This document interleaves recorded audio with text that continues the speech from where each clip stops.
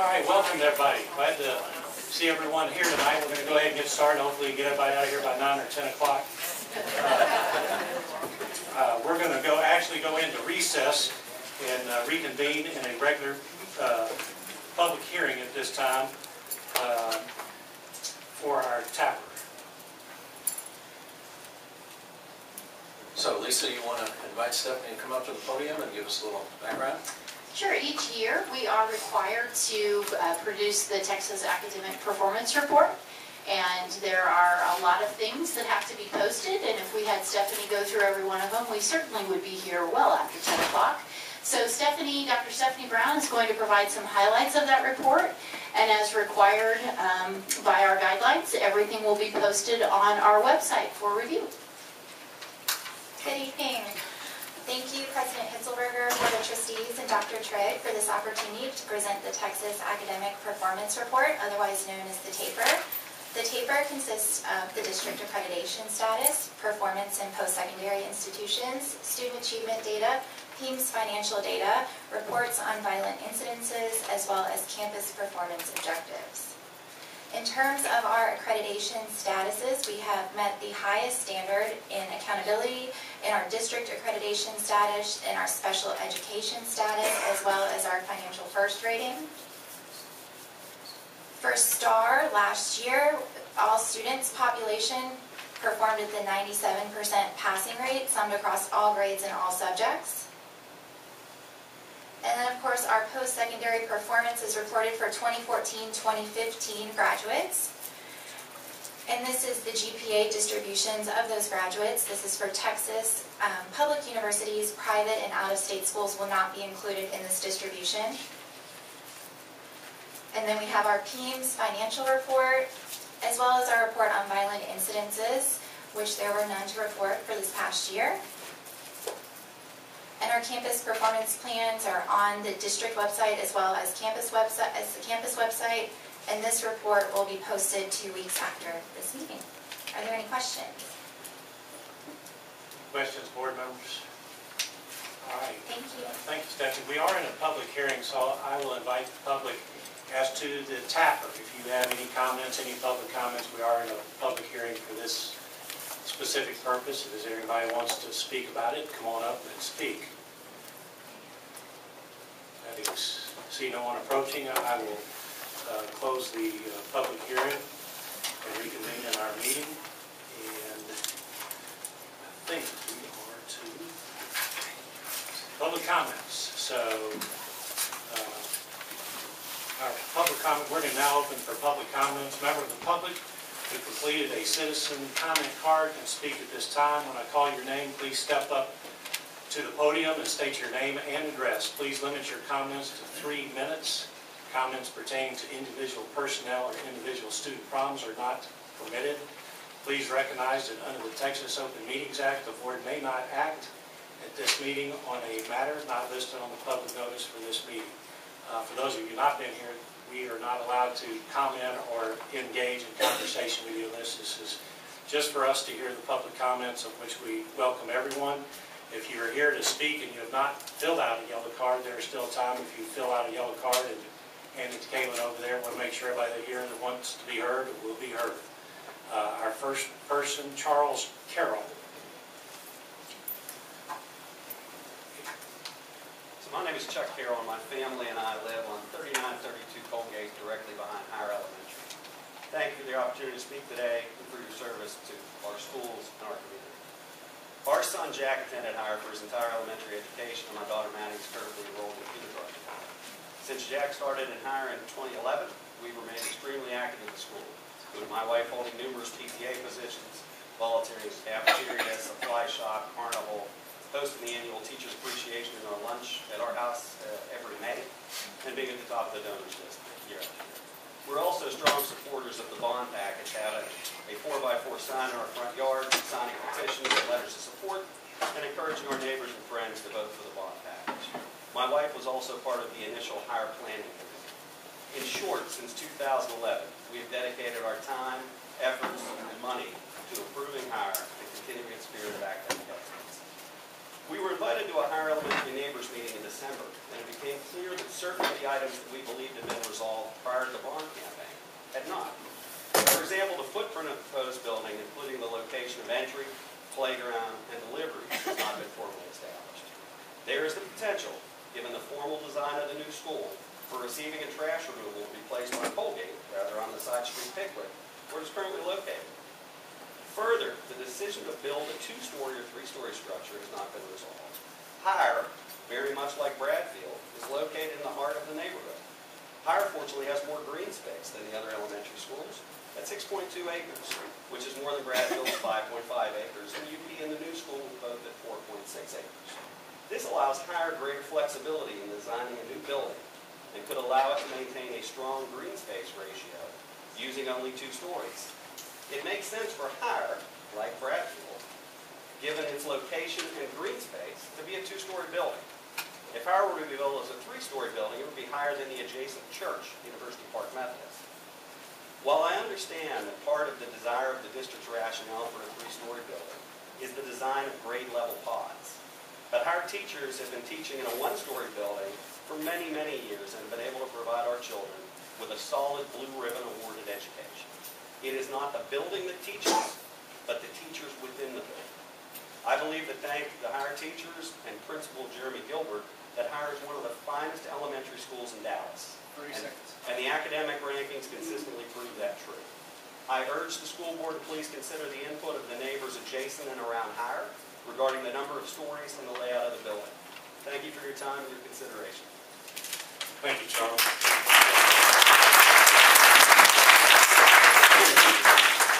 Sue Rowan. Sue Rowan. Sue. And Sue, if you'll hit the button up there so that red light goes to green light, then I think everybody, there you go. Thank you. Well, I can't reach this, but anyway. We can hear you. My name is Sue Roman, and I live at 3901 Caruth. I've probably been to more spring carnivals than just about anybody in the room. And one of the reasons I moved into the Park Cities was the fact that there was a sense of community.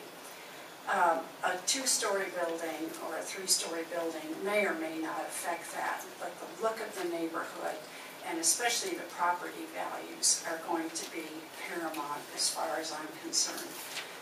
A 3-story building is not going to, I think, affect the property value in a positive way.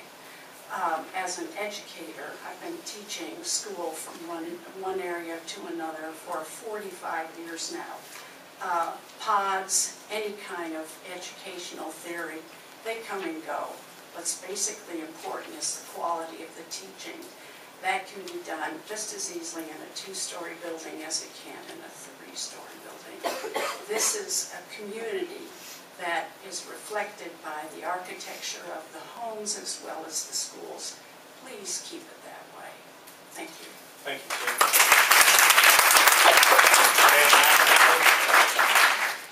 Ed McAnally.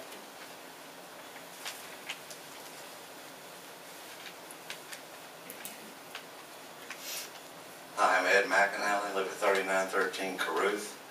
I came to Dallas, actually go to medical school, finished medical school residency, moved out to the suburbs and built a beautiful 3-story home on a private lake with a jogging path and new schools, new architecture all around.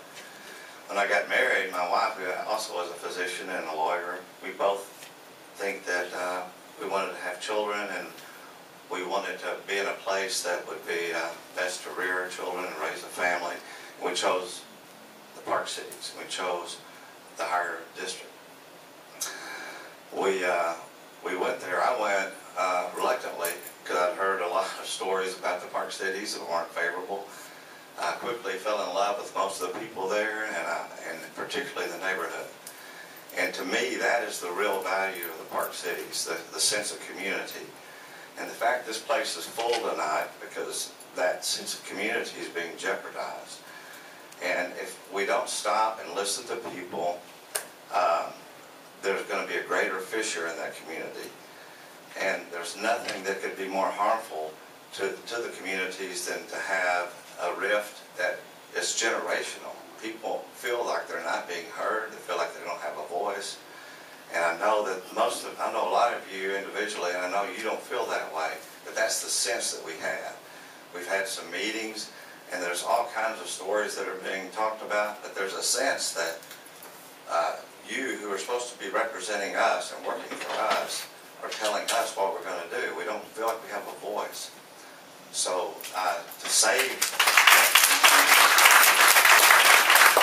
what I think is the most valuable and unique aspect of the Park Cities, I'm asking you to stop, to pause, to reevaluate, and let's really analyze what our needs are and feel like we have some input, because it's like we have a sense that the train has left the station and it's going where it's going, and too bad.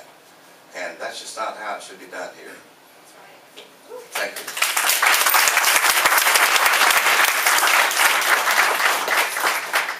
Thank you, Ed. Janet Bennett?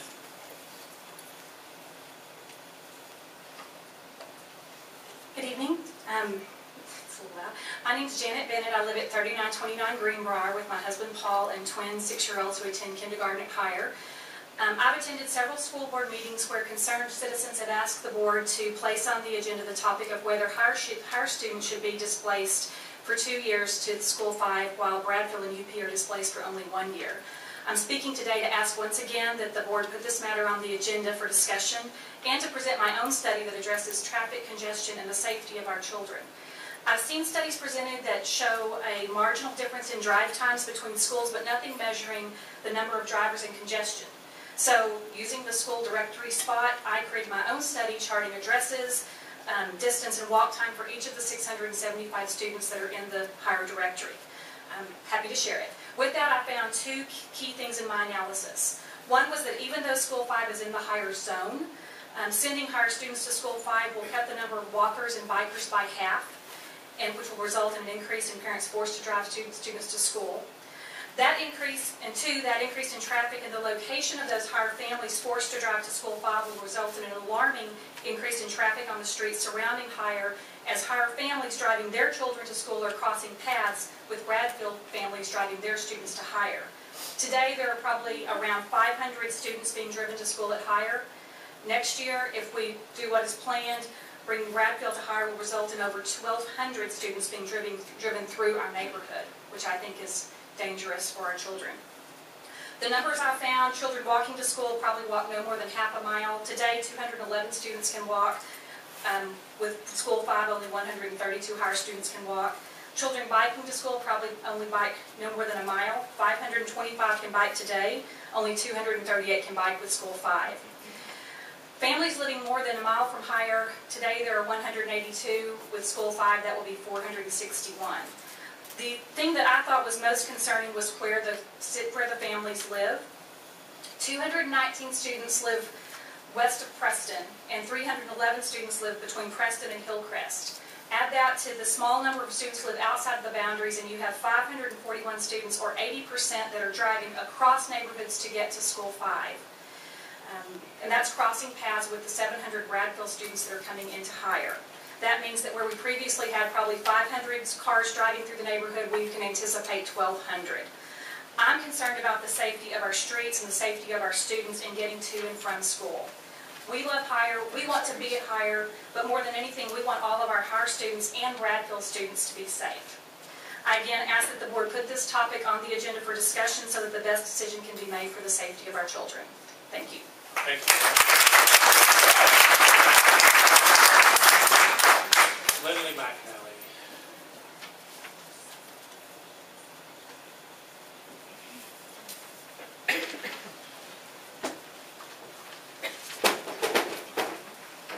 Good evening. I'm Lindley McAnally, and I live 3913 Caruth Boulevard, right across the street from Higher, where my family and I have lived for almost 20 years and loved every minute of it.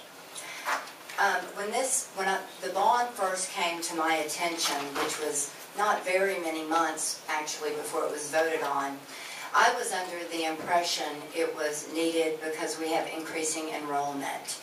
And I actually voted against the bond, not because of the construction of the 5th elementary school, but because of what I kind of considered pork thrown in the demolition and rebuilding of 3 of the elementary schools. It has recently come to my attention that since 2014, enrollment has actually decreased. So the first point I want to make is if that's true, then I would urge the board to kind of take a step back and really reevaluate the reasons for the bond and the reasons why the bond passed. And if that situation has changed significantly, then maybe rethink what we're doing and if it's still necessary. Secondly, when the bond was being promoted, the second kind of overriding point that I recognized was that if the schools did need to be rebuilt, the 3 elementary schools, I was always a little confused why Armstrong wasn't included. But anyway, if 3 of them did need to be rebuilt, that they would be rebuilt in keeping with the surrounding residential area and also maintain the kind of the unique, quaint originality of the original elementary schools. Based on what I've seen from the 5th elementary school and what's going up at UP, that doesn't seem to be the case. They're a lot larger, I think, than people expected them to be. And other than a few little remnants of the old schools, maybe the color, maybe an entrance, they don't really preserve that same charm, that same quaintness that so many of us moved into and love the neighborhood for, not to mention in keeping with the very valuable residential property in the area. 2 renderings that I have recently seen, one from Stantec and one was drawn by Larry Border, and I'm sure you've both seen these. Exact same footprint here on Higher. Now these are both 2 stories, and I understand there's talk of actually a 3-story building, which I really can't imagine. But when you look at these 2, yes, same footprint, but to me, 180 degrees difference. Larry's actually maintained some of the charm of Higher. I can see Higher in this picture. I can see the front of Higher, the balustrade, the cornices, the stonework, the detail. This one, it looks like a Plano school. And this is only 2 stories. And nothing wrong with Plano, it's just not what we bargained for when we moved here. But there's a little balustrade here that's a remnant of Higher, but it's almost just kind of stuck on there. It almost looks misplaced to me, like it doesn't belong. Okay, so please consider, if we do rebuild, that we pay attention to architecture, aesthetics, scale, design, details. Thank you.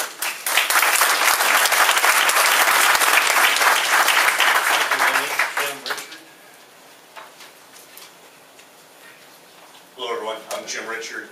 We live at 3924 Colgate, so we're directly across the north door of the school with special needs kids get off every day. We lived in that house for 18 years. We've been in the Park Cities for 20. Our kids went to the middle school and high school. I want to thank Jim and those of you that have been willing to meet with us on the side to talk about the issues that we have. And I want to thank you for your volunteer work on the school board and the efforts that you put into keeping our schools great. I was supportive of the bond in spite of the price tag, knowing that that could build us 3.5 Pepsi plants. But I expected only a 2-story school to be built at Higher. And this expectation came from the public renderings. I trusted the leadership of this group to not drop a 3-story structure in the middle of our neighborhood. Had the bond set $361 million in 3-story elementary schools in the neighborhood, I would have actively opposed and funded opposition to that campaign. So, and then if I had not been successful opposing it, I would have probably sold my house and moved to another location in Park City, because I think that's the kind of impact it's going to have on this beautiful Higher neighborhood that we moved into. So, as you can tell from just a few neighbors that have already come up, we really don't believe a 3-story structure is proper for the neighborhood. We'd like you to really strongly reconsider that and make us 2-story the highest, and we request that it be a discussion of the higher plans, 1, 2, or 3-story, be put on your agenda so that we could have some conversation with you. And I know that you can't have conversation right now. Thank you. Thank you, Jim. Larry Borders. Hi, I'm Larry Porter. I'm an architect. I live at 3505 Greenbrier. We, as you know, have met before. I probably like a bad cold. I just linger around for a long time. But I have a lot of concern about what's happening in, I thought I was going to talk specifically about hire but everybody's already saying what I wanted to say, but I wanted to say something else because I've been over at the town of Highland Park recently and on other business, and so I talked to Kirk Smith over there, and he showed me for the first time the plans to Bradfield, and I was really shocked. It's a monstrous school. It really is. And because I read working drawings all the time, I can interpolate from what I'm looking at what it's really going to look like. It's not going to be pretty. So I know that got passed by P&Z because no one really knew what was going on. Those poor neighbors on the west side who live largely in single-story houses are going to be looking at a vertical wall that's probably 40 feet tall, at least. The school is 47 feet tall. The tower is 52 feet tall. It's a bad copy of the tower at Highland Park Village. I wouldn't have even done anything like that. So I just want to encourage people to, since I have everyone here, that we should be showing up at the town council meeting. I am happy to say that that will be at the town of Highland Park town hall, which I worked with Bill Lindley. Sorry, I had to call you out, Bill. Happily with him collaborating in order to preserve the design that was going the wrong way initially. And it was a great experience, and I had a great relationship with the architects on that. In fact, they have my design on their website. So that could happen again. And I also want to say, I know I'm running out of time, that it would be a good idea to maintain the two-story height. I don't know why these schools are getting so much bigger. Kids are not getting any bigger, but I do think that the firm that is designing these principally does projects out in the suburbs where they have way much more land to deal with. So their metric for square feet per student must be vastly larger than what we are used to dealing with here. So I would just hope that you listen to the people who are here and discuss and let us slow down a little bit. Is my goal to, 5 seconds, okay, is my goal to just overturn the approval of the P&Z at City Council.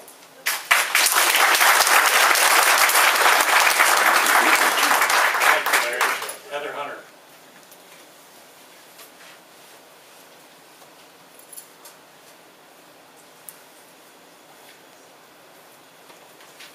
Hi there, my name is Heather Hunter, and I'm at 3908 Marquette Street. I have 3 kids that go to this district.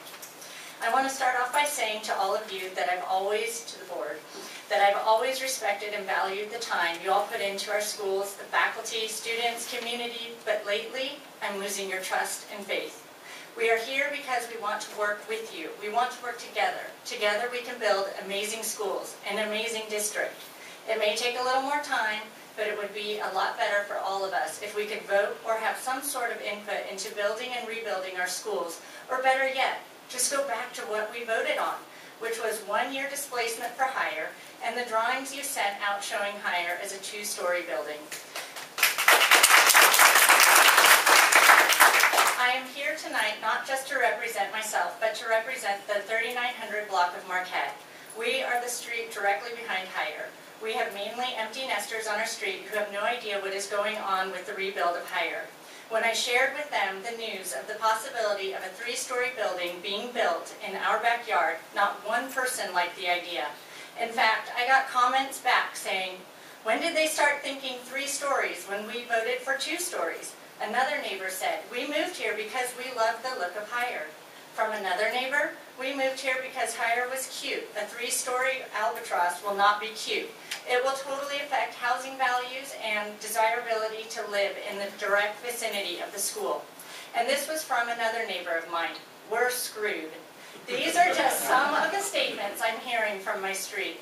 What I want to know is what happened to all the community input when building the bond proposal? I felt like you spent months and months writing and rewriting how you were going to propose the bond. And now decisions are being made without any community involvement, like the 2-year displacement for higher kids to school number 5.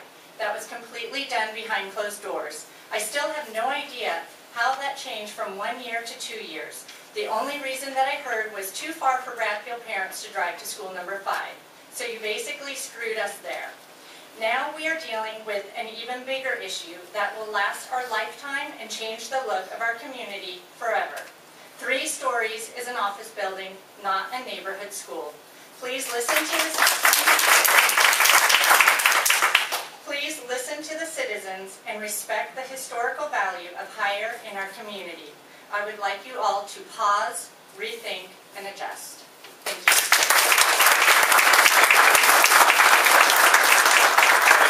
John Tatum.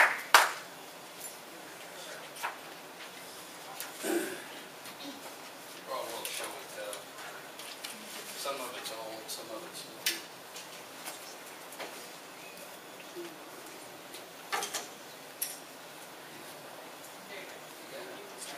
Okay.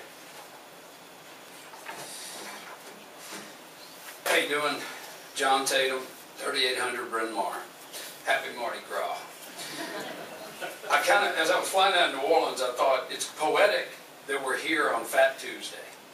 Because tonight at midnight commences the season of Lent. Tonight at midnight begins a period of reflection and a time for choosing. You, the Board of Trustees, are going to be given a choice tonight on the agenda. The superintendent will present a plan that is completely contradictory to what you, the board, communicated, presented, sold, and the community voted to accept in 2015. It's a very binary choice, a black and white choice, an easy choice of fairness, equality for all the elementary schools versus favoritism or unfair accommodation.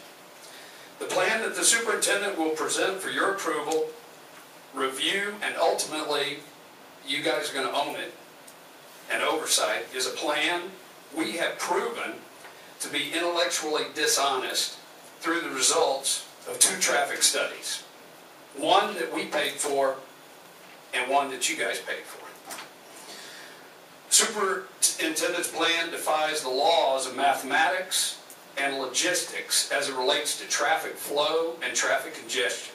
Displacing 2 elementary schools simultaneously doubles the amount of cars on the road and forces that traffic to actually overlap, creating unnecessary traffic congestion in what is the most densely populated part of the school district, right around Higher.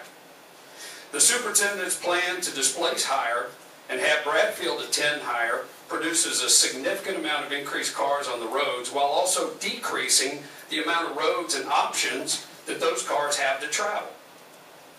It also creates a significantly larger group of children unfairly displaced and deprived of an opportunity to walk and bike to Higher versus a significantly smaller number of kids who might walk or bike to School 5, as Janet and Heather pointed out.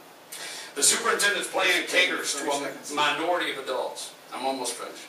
And at the expense of a majority of the children, hundreds who walk and bike to Higher specifically. We humbly ask for four of the board members, for you to review the facts and data, reflect on this proposal that you're going to hear, and summon the courage to rule in favor of the original bond proposed plan.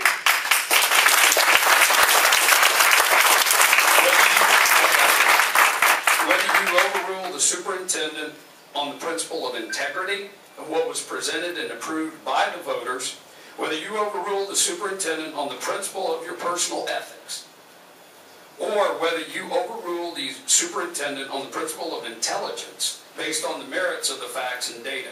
Tonight, you will choose. Choose for the majority, I'm almost finished. Choose for the majority of our children, or choose for a minority of adults. Does the board represent the kids in the community, or simply a committee? The actions and votes of the board tonight on the elementary school displacement of students will speak more clearly and loudly about the ethics, integrity, and intelligence of our board than almost any vote or action you all will take in the future. Is HPISD Board of Trustees about our kids and community, or about committees and cronyism or backroom deals? I've spoken directly with some of you, and you know in your heart this is the wrong thing. Your 3 minutes is up. That this isn't a fair thing. I got you. There's no time limit on the First Amendment. I've spoken with some of you that you know in your heads is in the smart thing. We humbly ask that 4 of you search your soul, choose to do the right thing. Go back to the original elementary displacement plan for 1 year each. Do the right thing. Thank you, John.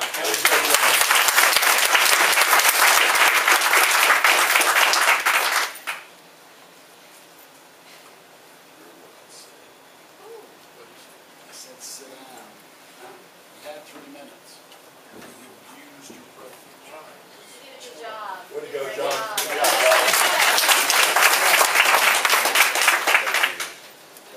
Oh, Kelly Perkins. Sorry. Well, I'll try to use less time, so John can have the other 2 minutes, or the other minute I'm not going to use. I'm Kelly Perkins. I've seen you before. I have 3 children that I moved from private school to attend higher and now MIS. They are 2nd, 5th, and 6th, and I live at 3801 Bryn Mawr, within walking distance of higher. So I just briefly want to address the data, and if you start at the beginning with the enrollment figures and the demographic projections, from the district's own presentation, in 1989, we had 4,091 students. And by 2014, we had 7,092, which is a 73% increase by all accounts. That's a big number. But this growth was projected to continue in that same line indefinitely. And the major factor that was overlooked is that we are geographically locked. The population of the Park Cities, all the residents, has actually declined over the last decade. The school growth was 2.2%, but that also was a very prosperous and economic point in our economy. Since 2014, our enrollment has not continued to go up at 2.2%. It is in fact dropped. It hasn't gone up at all.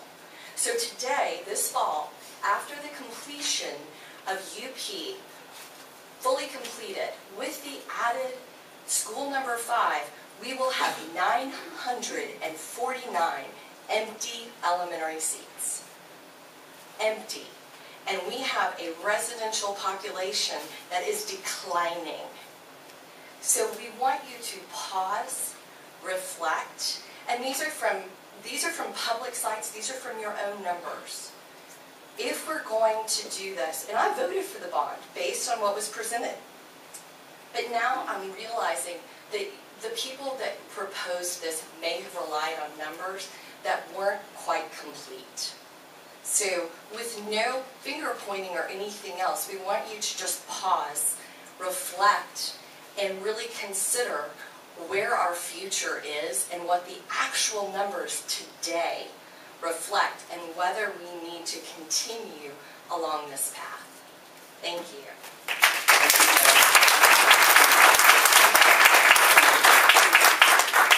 Ramsey March.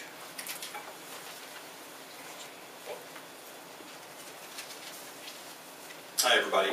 My name is Ramsey March. I live at 3813 Marquette, about a block from Hired, nearby Heather. And so I echo a lot of her sentiments. I'm a real estate developer here in town.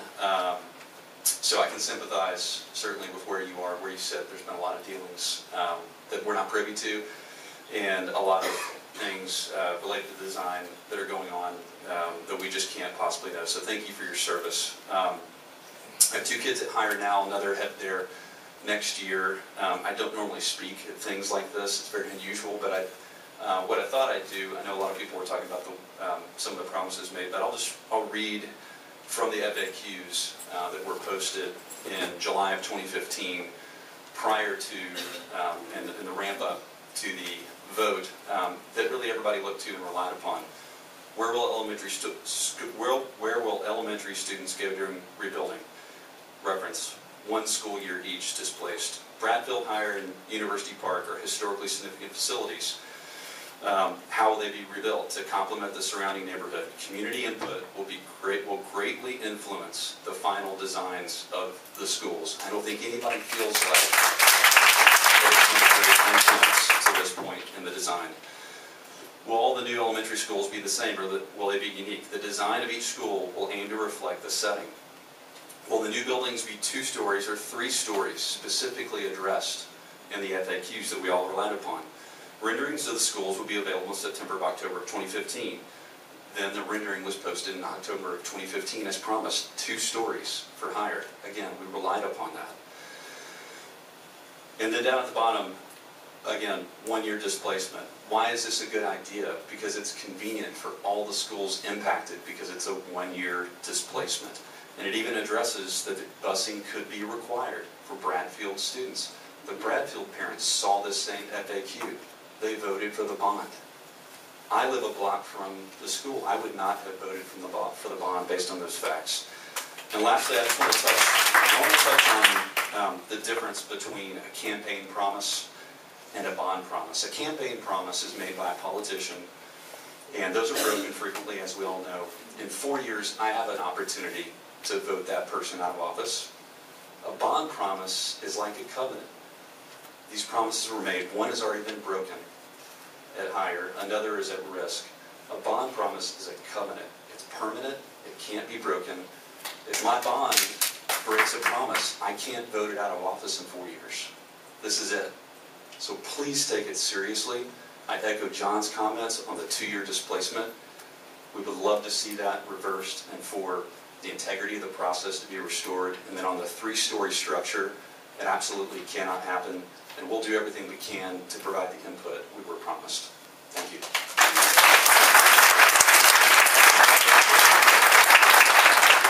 Brian Lowen.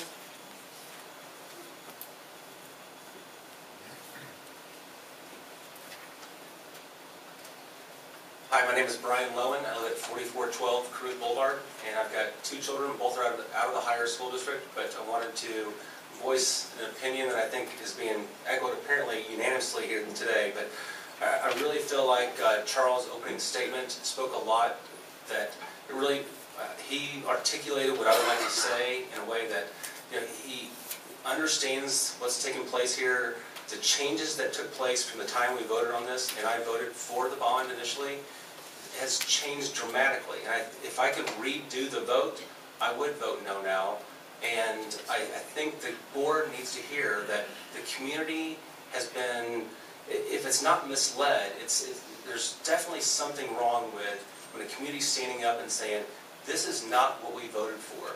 We did not vote for our community to be changed like this, and to make this a disruptive piece to our community, a 3-story building, moving kids through 2 different, moving kids from the Higher School District for 2 years displacement, is not what we had looked for in this bond. So I just ask you, and I would echo John's thought, that if there's 4 people on this board that would make a choice to look back at what was promised, and even hearing Ramsey's comments, this is not what we were looking for when we voted yes for the bond. So just take the time, pause, reflect on what's been said here today, and we ask that you make the right decision for our community. Thank you very much.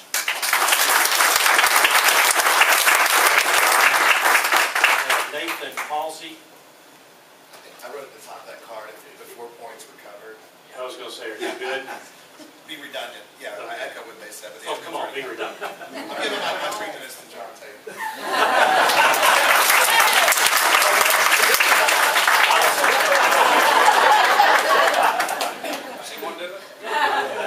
Greenfield, please.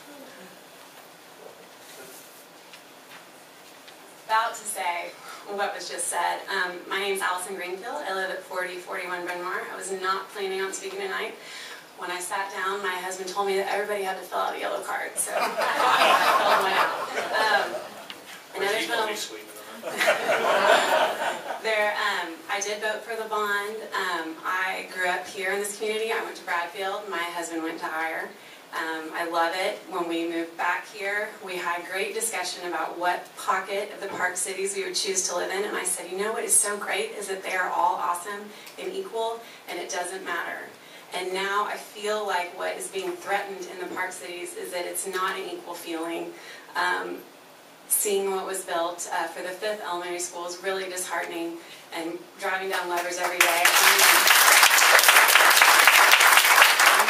I'm scared and I'm sad to see what's going up for UP, because it does look to be 3 stories. I don't know exactly what the specs are, but it looks to be 3 stories. And so now when we're hearing Hire is going to be 3 stories, I thought, well, gosh, I've just got to stand up and say that's not what I believe. And I'm also a proponent of Hire being displaced for just 1 year. If I could speak to kind of the soccer mom water cooler feeling, is that Hire is just feeling less than some of the other school districts. I have lots of friends at Bradfield, and they actually said that if a busing option had been proposed to them, that they would have taken it, because a lot of them thought, that's great, I get 30 minutes extra in the afternoons, in the morning, time for themselves to get things done. So I think some options weren't proposed to everybody that could have possibly been done. So thank you so much. Thank you, Allison. John Weston.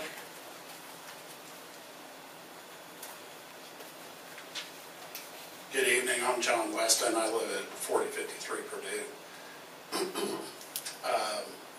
I didn't originally vote for the bond package just purely for financial reasons, but because we don't have kids, but I appreciate the fact that our property values are hinged on what happens with the school district. I'm in support of it now. It got voted in. Let's go. I'm also a project manager, and I do various types of consulting. I was part of the consulting team that did the security consulting about 5 years ago for the high school. So I've walked every one of those schools and know that they all either have to get upgraded or replaced because they're a security nightmare. Those things were designed 50 years ago, back when the problems we have today didn't exist, okay? I encourage you to move forward with these plans because it's important to create a safe environment for everybody, and any newer architecture is absolutely going to give you the ability to do that. I haven't reviewed the plans. I'd be happy to help you out in any way I can on a pro bono basis. Just say, hey, you met all the criteria for that stuff. My request would be, because I'm hearing what all the neighbors in the neighborhood are saying, and I live about 6 blocks away, is show us, if you can easily, show us how you did your space planning and how you met the budgetary constraint of what the bond issue had. And if the 3rd story is really going to cost a lot more money, I have a hard time believing that building a 3-story building versus a 2-story building is going to cost less or the same as a 2.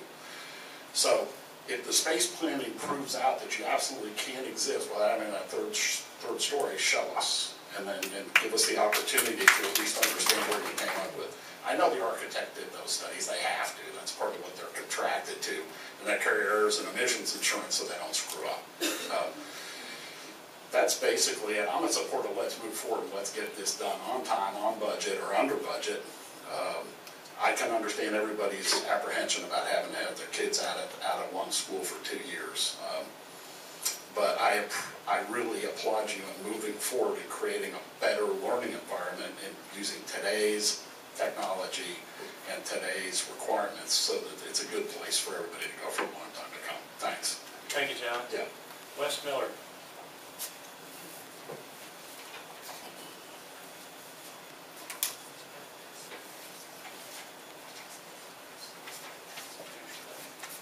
Thank you. I'm Wes Miller. I live at 3808 Colgate. First, I'd like to say I voted for the bond. I know several of you. I knew quite a few of you on the former board, and my hat is off to every one of you that participated in the former board in the school district for having the foresight and taking the action and completing a $360 million bond for our kids' future.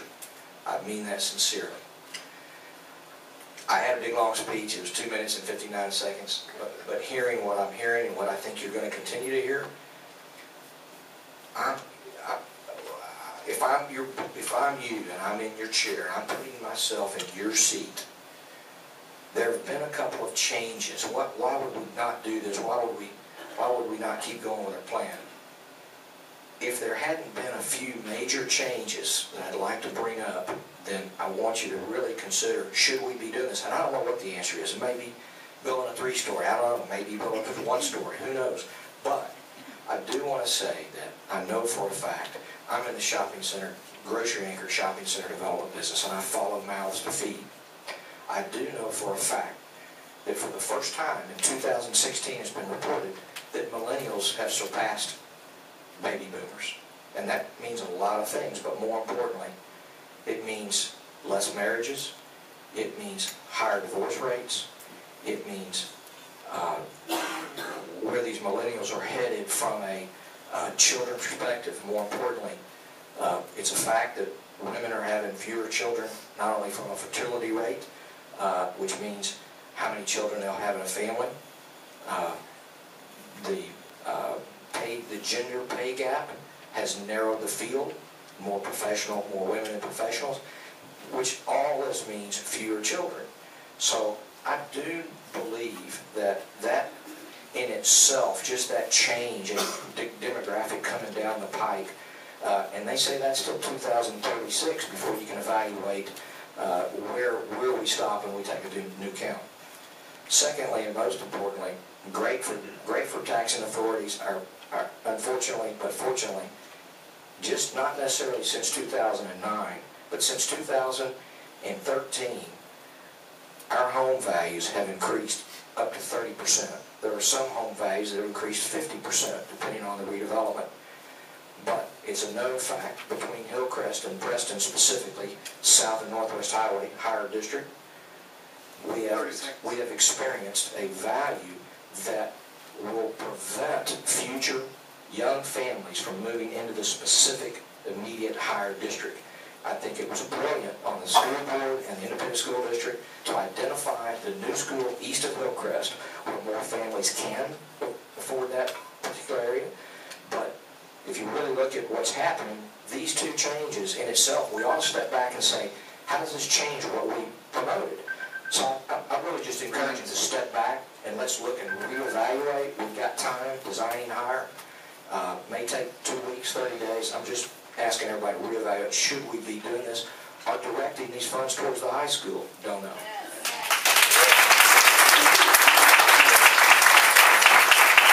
Thank you, Wes. Scott Dabney.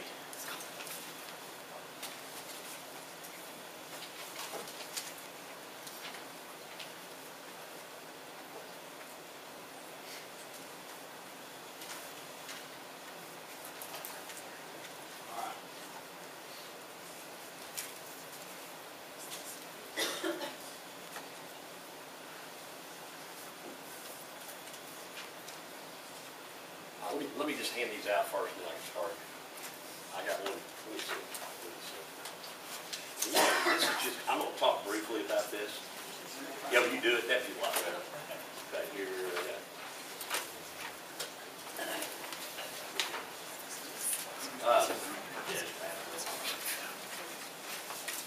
And I've got some more I'm going to pass out here. But, you know, just to start off, you know, we really did buy into this next week. We work over in Highland Park, but the reason we moved in here was you come in here and you look at this 1950s, 60s charm and character. I mean, it's cool. You know, now you get Higher, which is, I mean, we moved over to Higher because it had this really one-story charm and historical nature. And now it's even better. These trees are huge. I mean, it's just incredible. So like Wes said, I really understand that y'all are trying to do the best that you thought of at the time. But there's just so many changes that have happened, both demographically, other things like, you know, houses or you know, buying other extra lots. older people, I've heard this from a board member, old people are dying off, so there's more people that will move in and buy the houses, which are so damn expensive in this particular neighborhood, versus like Bradfield and UP, these big lots, big houses. With all these other trends, I don't know how they're going to do it, and then people are combining sites, and, this older generation selling the newer generation, shoot, that's been going on for the 80s, and since 2014, when the demographics changed. And that one handout that I gave you that shows the graph, which is DEA numbers, these are numbers that you can get that are official, not ours. If these schools are done, and even if Hire is not redone, or Bradfield either, just the 5th school and UP, you're going to have 949 empty seats if the enrollment stays the same. It's going down from 2,749 in 14 to 2,510 now. 2,745 to 29 to 2,510. So even if it stays the same, or let's just say it starts going up in half, you use half of those seats, those 949 empty seats. If you go into Hire and Bradfield and UP, then you get up to above 1,100, I think close to 1,200. But let's just say half goes forward, and then they all start heading towards the high school. Well, the high school is already 200 over. You're going to add 20 rooms, and all of a sudden, all these elementary school students come up, and then you're over capacity again. So let's look, pause, rethink, readjust, really seriously pause, take a look. Maybe more of this money needs to go in to the high school.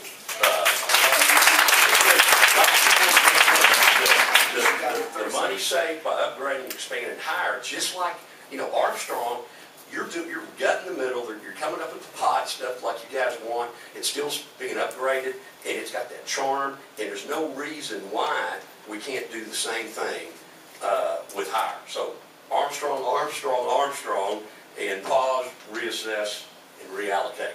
I appreciate you guys' service.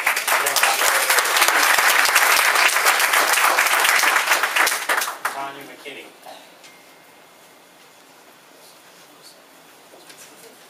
I apologize for my casual dress, but I really wanted to be here and I had something before that. I'm Tanya McKinney. I live at 3820 Greenbrier Drive. All 3 of my children attended Hire. They all walked. We're about a block away. I feel like the bond package, in my opinion and the opinion of my neighbors, everyone on my block is so upset. They asked me to come tonight. It was like a bait and switch. And advertising a bait and switch is illegal. You can't promise one thing and then come up with something else at the last minute. We were never told a 3-story building was even possible. Supposedly it was in the fine print on maybe the 3rd page or something, but no one who reads the fine print. That's when you're really tricking the citizens when you do something like this. We feel like we're not being heard, as one gentleman said today. Everyone is upset. This is just the beginning. If this doesn't go the way we think it's going to go, there's going to be a lot more of a neighborhood uprising going on in terms of marches and demonstrations and yard signs and the press. We're only getting started tonight, so I hope that you will really listen to everyone and take us seriously. The whole pause means that maybe pause for a year or two. What is the rush? Why do we have to rush into this? We have this money. We don't have to do it this quickly. Also, all the traffic coming in and out of our neighborhood, that endangers our pets, that endangers our preschool children. There's a lot more at stake here, even with the whole Bradfield. Bus them over there. That would be a nice break for those parents. Please just rethink everything and listen to everyone tonight. I appreciate your time.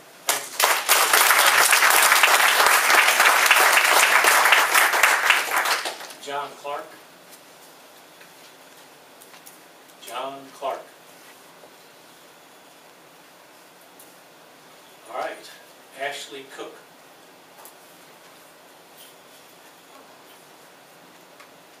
Good evening. My name is Ashley Cook, and I grew up at 4017 Greenbrier.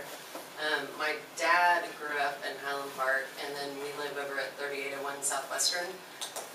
And I think that it's just very shameful that we voted on something based on representations that turned out to be false. And so I know that there's no civil liability for schools. You know, this is a bond issue. You guys have the ability to do what you think is best.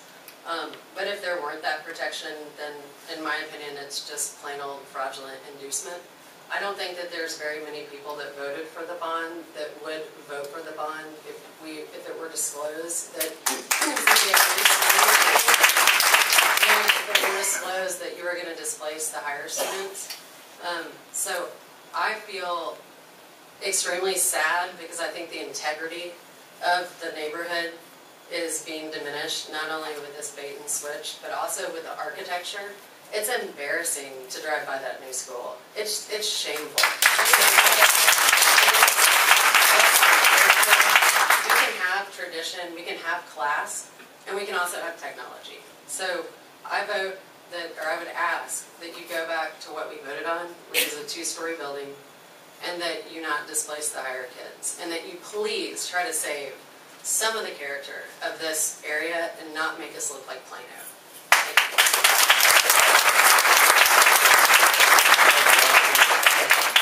Stephanie Barnes.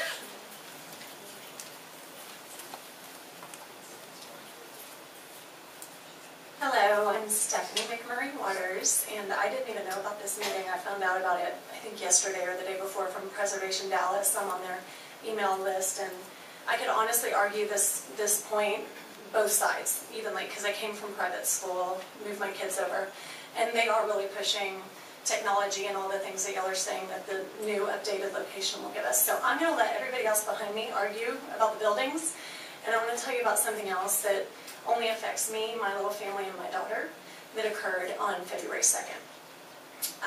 Because I've been told I can talk about this. So I was the one with my newborn adopted baby at the MIS meeting that you said she was so sweet during the meeting, so thank you. I have notes here, but I think I've reread them so many times I'm just going to talk from my heart. I'm a 4th generation HPISD resident. My grandmother lived at 4100 St. John's and raised my father and my aunt there. My dad went to Armstrong. He proposed to his girlfriend in 1st grade. Her name is Honey, and she lives across the street from Armstrong and still tells me every day how much that moment with my father has affected her. And he's deceased now, so I love her stories, and I love her telling my children her stories. I did not go to high school here, but my brother and sister went to Bradfield. My children go to Armstrong. My son is now here at MIS, and I have just adopted a newborn baby girl who will hopefully go to Armstrong. I had a situation occur in January when Armstrong announced that there would be a daddy-daughter dance occurring on February 2nd, which happens to be my daughter's birthday. My ex-husband doesn't usually go to those things because he's an introvert and it's just not his thing. But because it was her birthday, he was going to go. So they had said $40 in advance or $100 for the tickets at the door. My ex-husband is unemployed, so he opted to just wait it out to make sure nobody got the flu or anything, and he would just buy the ticket at the door. Sure enough, my son got the flu, but by the grace of God, my daughter did not. Apparently, numbers were down for the Armstrong Daddy-Daughter Dance, so they decided to combine it with Bradfield. At the point that they combined it with Bradfield, they sold out tickets before my daughter could get to go to her Daddy-Daughter Dance on her birthday. And I was going to be quiet about it and hope for the best that someone would get sick and not be able to go and free of a ticket. Someone else preempted my decision and sent an email to the ABPA email list and said, does anybody have tickets? I know a dad and daughter that would really like to go. To which I responded to him what the president of our dad's club had told me. Absolutely no transfers will be available. You will not be able to buy tickets at the door. We're oversold. Don't even try. So I responded to this ABPA, Armstrong Bradfield Preschool Association, email blast, thinking I was responding to the guy who had posted. And I said, according to, and I'll leave his name out, the president of our dad's club, don't bother showing up. Tickets will not be available. And then I said, this is very, very discouraging to me because there's no reason this event should be so limiting or that any girl should be excluded from her own dance. I received a text from the president of our dad's club. I'll leave the profanities out, but I'll be sure to show you if you'd like to see it, where he concluded his text by saying, F you. And he used the full word, okay? Did not say F you, he spelled out the word, but we have a child here, so I'm going to leave that to your imagination. Because I had responded to someone's email saying, does anyone have tickets? And I tried to save them the embarrassment of showing up to the daddy-daughter dance the way my ex-husband and daughter were going to do, and to be turned away from the dance. So I then screenshotted his text and blasted it to the ABPA email list so that they could see what this guy had done. And I've been told that there's no recourse whatsoever because this is not a school-sanctioned organization. My point to you is I'm a fourth generation HPISD resident. We have an obligation, if we're going to allow private clubs to have private events and carry our school names with it, there has to be some kind of accountability to make it fair so that daughters like mine aren't crying on their birthday that they were the only ones that didn't get to go to the daddy-daughter dance. Thank you.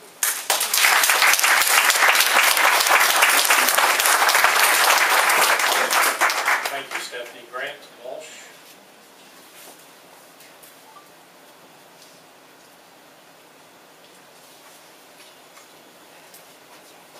Good evening.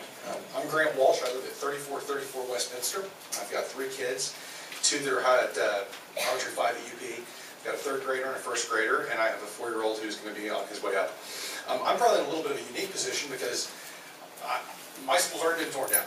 We're in the UP area. I went to UP, so I had a lot of heart and soul in that school, and it was sad to see it be torn down. I voted against the bond, primarily, as I think Mr. Weston said, for financial reasons. That was really my main motivation. I supported it now. As I've seen what's happened, and I've seen my children at UP and at the new school, they love it. They love the new technology. They love the structure. They love the pod systems. They really have embraced it. And I was frustrated. We live a block from UP, the actual UP campus. And for 3 years, we had never done the carpool line. Rain, sleet, or snow, we did an umbrella. So I didn't know anything about carpool. We had to learn carpool. We had to make some adaptations. And it's been a little bit of annoyance to have to get up a little bit earlier and have to leave a little earlier and go wait in the line in a new school. But everything ends. Everything comes to a conclusion. We know that there's an end in sight. So I see friends in this room. I see people I know here. It's not a unanimous position that what the board is proposing and what Dr. Tree is proposing to move forward with should not take place. I think that there are a lot of words that have been said tonight. I think I wrote something down: cronyism, shame, doing the right thing, implying that you're not doing the right thing. There's been talk of backroom deals, and I think that I just want to applaud the board, because I understand and I recognize that just because things are happening behind the scenes does not mean that they are behind closed doors. And so I thank you for hearing people tonight. I appreciate you for listening. And you've got supportive people out there. We may not be as vocal, and I may be the only. There may only be a couple of us here, but I do applaud the plans for the school. I believe that there are a lot of important decisions being made behind the scenes, not behind closed doors, and that experts and professionals are being taken into account. And hey, I grew up in this neighborhood. I understand change is hard. Nobody likes change. People. I go to Holland Park Presbyterian Church. I went to church, and we've got 50 signs along the street saying, "Don't do anything to the church," right? I mean, it just happens. Sometimes that can be a little bit of love language, and here we are on Valentine's Day. But I applaud you. I want you to know that you've got support. I think that you're going to do the best you can with the information you have, and I just encourage you to press forward, and I support what Mr. Weston said. Let's get this done on time, on budget. The only thing I will say is probably unanimous in here, is that I would say, thank you, I would say that I think that the 2-year displacement is probably inappropriate. I think that 1 year was something that I think was recognized by the community as part of the plan. And I would say that that's probably what should still be the case. I think that's probably the one area that I would say I have concerns about, being in a current family situation where we are now having to do that change and having to make that extra drive. Now, let's face it, even if it's, it's an extra mile, right? We're not talking about we live 10 miles apart from school, so it's not a huge commute. But I would say that that's the one area I ask you to reconsider. Thank you. Thank you, Grant. Tracy Shue. Hi, Tracy Shue, 2732 Daniel Avenue. All 3 of my kids were empty nesters now, but all went to Armstrong.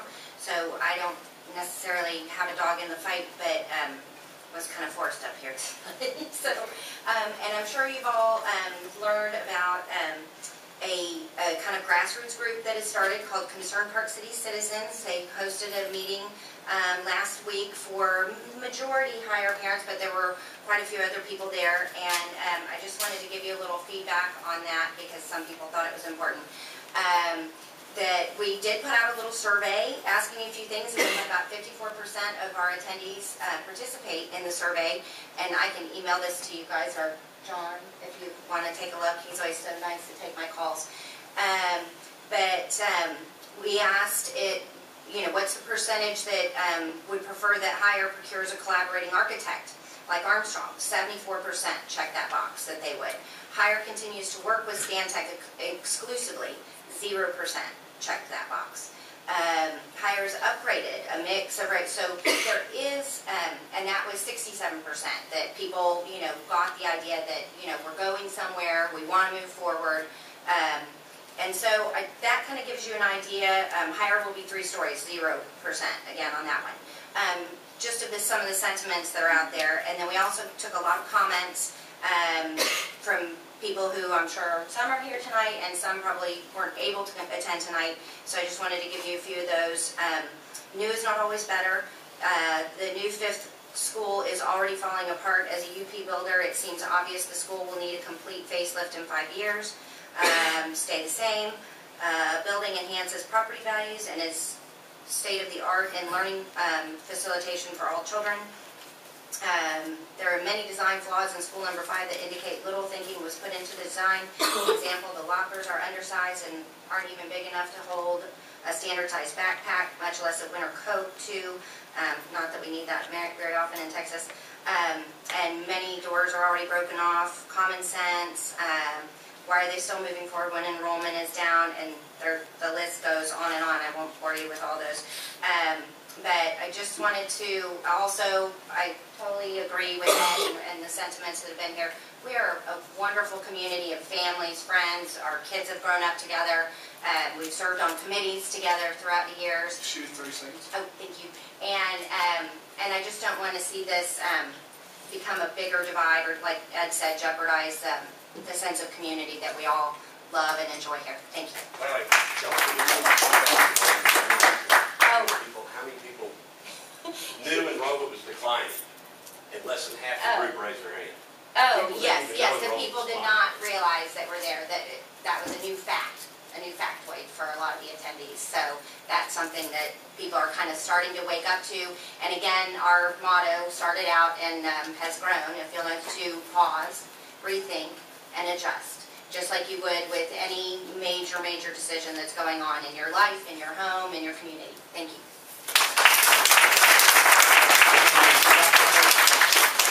Emily Shackle. Well, I can tell you, you're the last one. Okay. Well, I'm glad I'm the last one because I wasn't going to put my name down, but nobody showed up from Bradfield. They must have dinner date plans or Arkansas YMCA games, who knows? But I did want to speak to you all, and I didn't anticipate speaking. When we moved here in 2004 from Washington, D.C., we were so excited to be a part of this community. We were aware that there was a possibility that Mockingbird Lane would be widened and had our faith in the town of Highland Park that it would be well-engineered road and that it was needed because of family infrastructure under the street, and it was needed. Once we looked at the plans, we realized that the original design had called for widening within the town's right-of-way, up to 3 feet in some areas, and that we would lose 60% of the trees. Even to this day, I sometimes hear people in the community say, why did those people make such a stink about saving Mockingbird? And why did they complain so much? Well, the truth is, the reason Mockingbird Lane turned out so great is because people in the community did stand up like y'all are standing up today. We stood up and we said we didn't want to see 60% of our trees removed. We said we wanted to see design elements like brick crosswalks. We said that we wanted a left turn lane at high school that's so needed to get to the middle school. All of these things were done because people stood up. And we are so lucky that the town of Highland Park took another look, changed the plans, and now we have a road that we're really proud of. I've heard personally from so many parents and community members in the Bradfield area that they don't want to see Bradfield be a 3-story campus. I feel obligated to speak on behalf of my Bradfield friends, even though I don't know where they are. And hats off to you all for being so vocal and organized. Very impressive. I totally see the point of where were people 4 years ago, which is what I keep hearing. There actually were a lot of people who didn't want the bond passed. The no contingency was very disorganized at the time. There were 3 different groups trying to organize, and they all had 3 different reasons for why they didn't want it. Some of them didn't want the money. Some of them just conservative, fiscally didn't see the point of doing the money, I was not a member of that group. I opposed the bond because, not because, I'm sorry, hold on one second. My biggest complaint of the bond package all along was that it was a package deal. I was in favor of getting the bond dollars. Who wants to see our kids getting instruction under stairways and having teacher conferences in closets? But I was never in favor of tearing down Bradfield. I hope that possibly it could be preserved in a manner that so many historic buildings across the country have been preserved and renovated. Locally, I admired the recent Highland Park Town Hall renovation. As I already mentioned, I lived in DC many years and watched many historic buildings be renovated and updated with infrastructure and technology, not choppy additions, but carefully crafted renovations under the direction of architects who specialize in historic remodeling. So, like our higher friends have said, I would ask you to pause, rethink, and adjust. Thank you.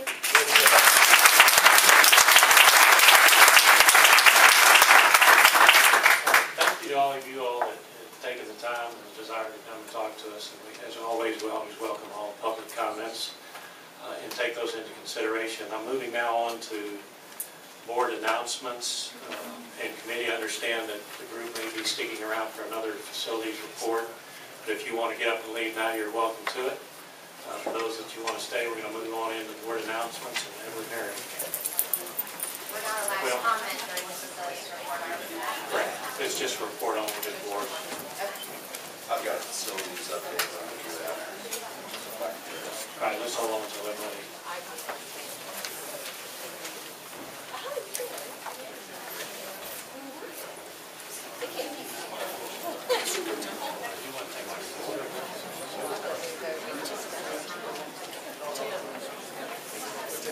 All right, we're going to, some board members requested a short break, bathroom break, so we'll take about a 5-minute break.